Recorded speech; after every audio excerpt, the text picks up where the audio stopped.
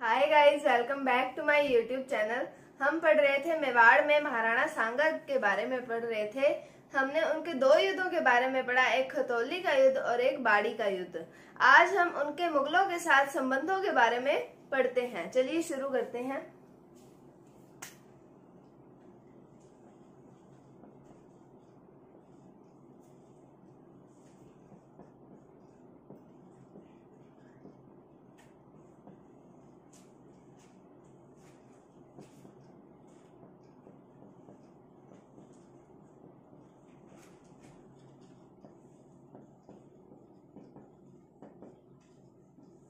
महाराणा सांगा, और हमने पढ़ा था कि दिल्ली के अंदर मुगल वंश की शुरुआत हो गई थी बाबर के समय। बाबर ने की थी 1526 ईस्वी में ये शुरुआत हो गई थी।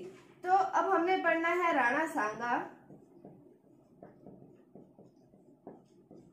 वर्सेस बाबर। इनके बीच में युद्ध होते हैं दो। एक आता है बयाना का युद्ध,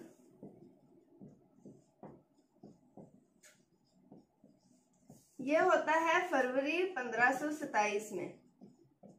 ये एक महीने बाद ही दूसरा युद्ध होता है जिसका नाम आता है खानवा का युद्ध।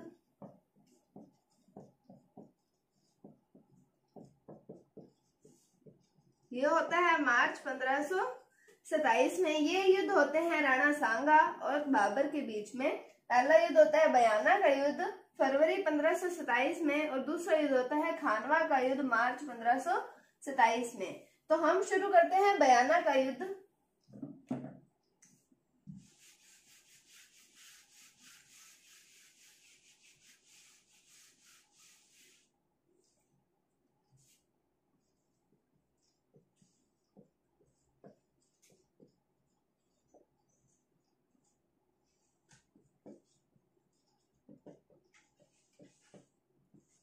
मेवाड़ में तो है महाराणा सांगा और दिल्ली में है बाबर। बाबर अपना एक सेनापति नियुक्त करता है जिसका नाम आता है मेहंदी हसन। मेहंदी हसन सेनापति नियुक्त करता है बाबर। जो राणा सांगा है, अब ये करते हैं आक्रमण, और जब ये आक्रमण करते हैं तो ये मेहंदी हसन को कर देते हैं पराजित, और राणा सांगा की हो जाती है जीत। तो मेहंदी हसन जब पराजित हो जाता है और ये अफगान वापस जाने की मांग करता है, और इसके साथ जो सैनिक होते हैं वो भी अफगान वापस जाने की मांग करते हैं। जो सैनिक होते हैं वो बाबर को कहते हैं कि आप हमें किसी से भी युद्ध करवा लीजिए हमारा, पर हम राणा सांगा के साथ युद्ध नहीं करेंगे।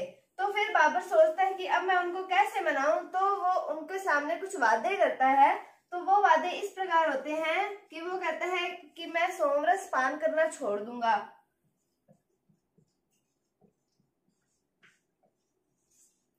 सोमरस पान करना छोड़ देगा। उसके बाद में एक कर आता है जिसका नाम आता है तमगा। ये एक व्यापारिक कर है। वो कहता है कि मैं इस कर को लगाना बंद कर दूंगा। और तीसरा आता है, जो सबसे इम्पोर्टेंट बात आती है, वो आता है ये जिहाद का नारा देता है। ये खानवा के युद्ध भूमि के अंदर ही जिहाद का नारा देता है, जिसका मतलब होता है धर्म युद्ध। तो ये सबसे इम्पोर्टेंट बात आती है। पूछा जाता है कि जिहाद का नारा किसने दिया था, तो ये दिया था बाबर ने दिया था। खानवा बयाना का युद्ध क्या था, फरवरी 1527 में युद्ध शुरू हुआ था, और राणा सांगा और बाबर के मध्य युद्ध हुआ था। इसमें बाबर का एक सेनापति आता है मेहंदी हसन। ये नाम भी इम्पोर्टेंट है। तो मेहंदी हसन होता है बाबर का सेनापति। जब राणा सांगा आक्रमण करते हैं बाबर पर, मेहंदी हसन पर, तब मेहंदी हसन पराजित हो जाता है, और सेना को वो कहती है कि हमें किसी मर्जी से आप युद्ध करवा लीजिए, पर हम बाबर के राणा सांगा के साथ युद्ध नहीं करेंगे।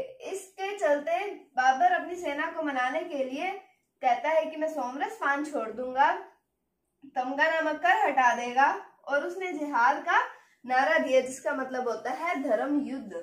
उसके बाद आता है खानवा का युद्ध। अब हम पढ़ते हैं खानवा का युद्ध।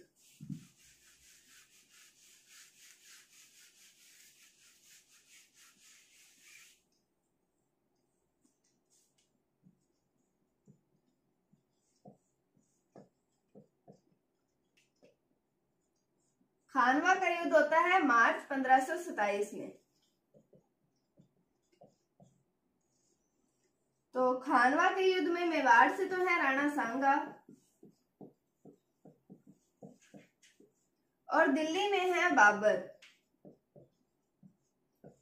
बाबर जो है इसने भारत में तोपों के तोपों की शुरुआत की थी। ये भारत में तोप लेकर आया था।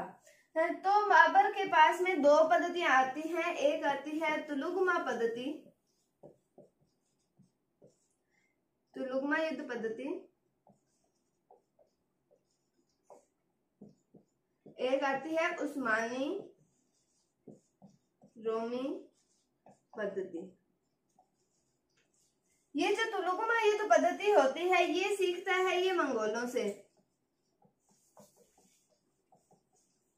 और जो उस्मानी रोमी पद्धति होती है इसमें तोप खानों का प्रयोग किया जाता है, तो ये सीखता है वो ईरानियों से। ये जो तुलुगमा युद्ध पद्धति होती है इसमें तोपों को जंजीरों से बांधा जाता है।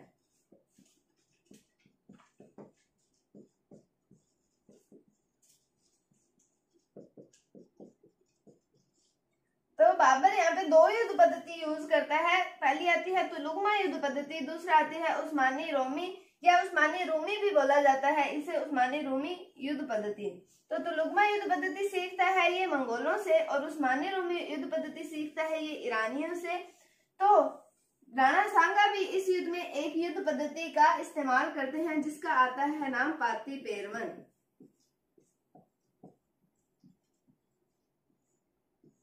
पाती पेरवन का क्या मतलब होता है कि पाती पेरवन का मतलब ये होता है कि अपने पड़ोसी राज्यों में पत्र भेजकर वहां के राजाओं को, राव जो होते हैं उनको, सामंतों को युद्ध के लिए आमंत्रित करना, ये मतलब होता है पाती पेरवन का। तो बाबरनामा के अनुसार,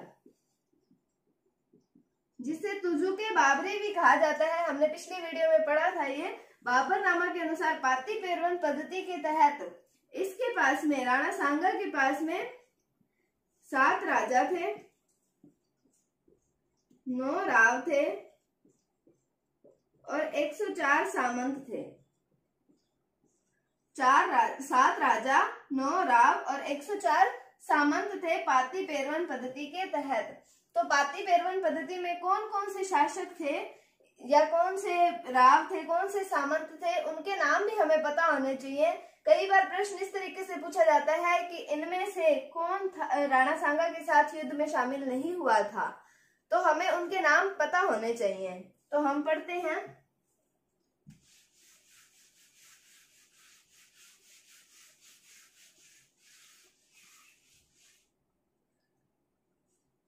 तो सबसे पहले आते हैं आमेर के पृथ्वी सिंह कछवाहा। फिर आते हैं बीकानेर के कल्याणमल, मारवाड़ के मालदेव, चंदेरी के मेदिनी राय, सादड़ी के झाला अज्जा, गोकुंदा के झाला सज्जा, बिजोलिया के अशोक परमार। फिर आते हैं अजमेर के करमचंद पवार, मेवात के हसन खां मेवाती। फिर आते हैं इब्राहिम लोदी का छोटा भाई आता है जिसका नाम आता है महमूद लोदी। महमूद लोदी आता है और ईडर का भारमल। तो ये सारे जो पाती पेरवन पद्धति के तहत उसके साथ में राणा सांगा जी के साथ में ये मिले थे युद्ध के लिए। तो आमेर के आते हैं पृथ्वी सिंह कछवाहा, बीकानेर के आते हैं कल्याणमल, मारवाड़ के आते हैं मालदेव, चंदेरी के मेदिनी राय, सादड़ी के झाला, गोगुंदा के झाला सज्जा, बिजोलिया के अशोक परमार, अजमेर के करमचंद पवार, मेवात के हसन खां मेवाती एकमात्र मुस्लिम शासक थे जो राणा सांगा के साथ में जिन्होंने युद्ध किया था बाबर के विरुद्ध। और फिर इब्राहिम लोदी के छोटे भाई आते हैं महमूद लोदी, और ईडर के शासक आते हैं भारमल। हमें ये सारे नाम पता होने चाहिए क्योंकि एग्जाम्स में हमसे कहीं से भी इसमें से प्रश्न पूछा जा सकता है। तो अब हम पढ़ते हैं आगे।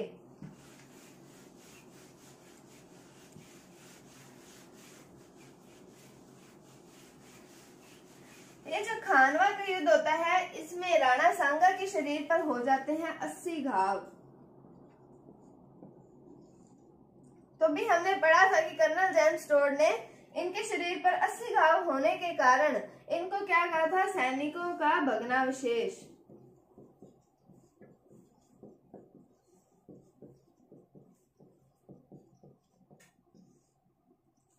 तो इनके शरीर पर हो गए थे 80 घाव, ये हो गए थे घायल।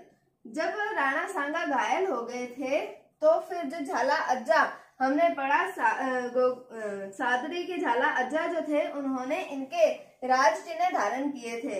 ये प्रश्न कई बार पूछा जाता है कि किसने इनके राज चिन्ह धारण किए थे, तो झाला अज्जा ने इनके राज चिन्ह धारण किए थे।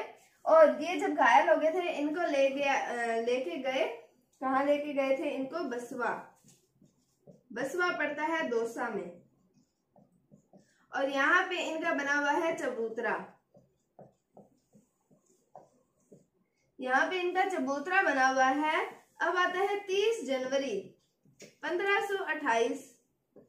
30 जनवरी 1528 में कालपी पड़ता है यूपी में, इनके साथी सरदारों ने इन्हें जहर देकर मार दिया था और फिर इसका दाह संस्कार किया गया था। राणा सांगा का दाह संस्कार किया गया था मांडलगढ़ जो पड़ता है भीलवाड़ा में, और यहाँ पर इनका स्मारक भी बना हुआ है। तो हमने पढ़ा जब राणा सांगा घायल हो गए थे तो उन्हें बसवा दौसा ले जाया गया और इनके राज चिन्ह जो थे वो झाला अज्जा द्वारा धारण किए गए। बसवा पड़ता है दौसा में, यहाँ पे राणा सांगा का चबूतरा बना हुआ है। 30 जनवरी 1528 को कालपी यूपी में इनके साथी सरदारों ने इनको जहर दे दिया था, फिर इनका दाह संस्कार किया गया था मांडलगढ़ भीलवाड़ा में, और यहाँ पर इनका स्मारक बना हुआ है। उसके बाद में जो बाबर था इसने अपनी जीत के बाद में एक उपाधि धारण की थी जिसका नाम आता है गाजी। इसने गाजी नामक उपाधि धारण की थी अपनी जीत के बाद में। अब हम पढ़ते हैं कि ये जो राणा सांगा की हार हुई है इस हार के क्या कारण बनते हैं।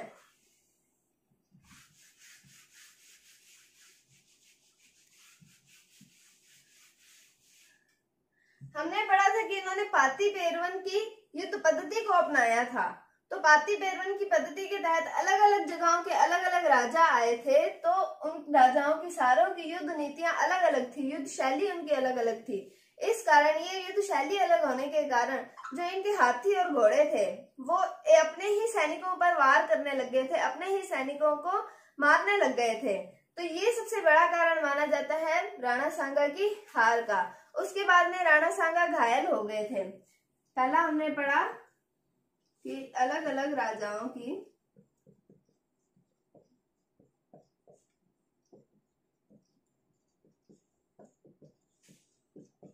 अलग अलग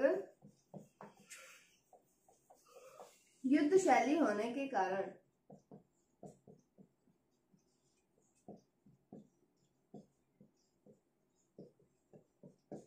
एक हमने पढ़ा राणा सांगा स्वयं घायल हो गए थे।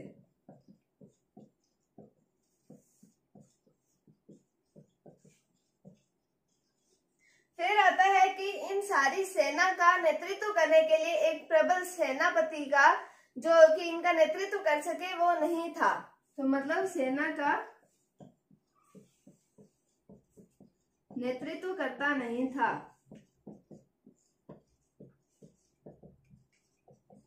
फिर एक और लास्ट कारण आता है कि बाबर ने तोपों का प्रयोग किया था युद्ध में लड़ने के लिए, लेकिन जो राणा सांगा की सेना थी उसने तलवारों और भालों की सहायता से ही ये युद्ध लड़ा था।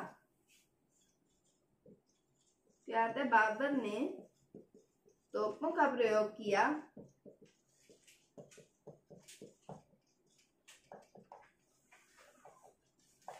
जबकि राणा सांगा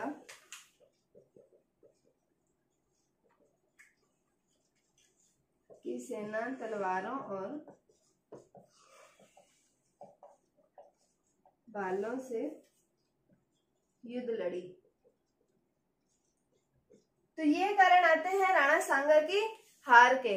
तो ये था राणा सांगा के बारे में। कल हम पढ़ेंगे अगले शासक रतन सिंह सेकंड के बारे में। तब तक के लिए अगर आपको कोई भी डाउट है तो आप कमेंट सेक्शन में पूछ सकते हैं। अगर आपको वीडियो थोड़ी सी भी अच्छी लगी है तो इसे लाइक कीजिए, शेयर कीजिए और चैनल को सब्सक्राइब जरूर कीजिए। Thank you, thanks for watching, bye bye.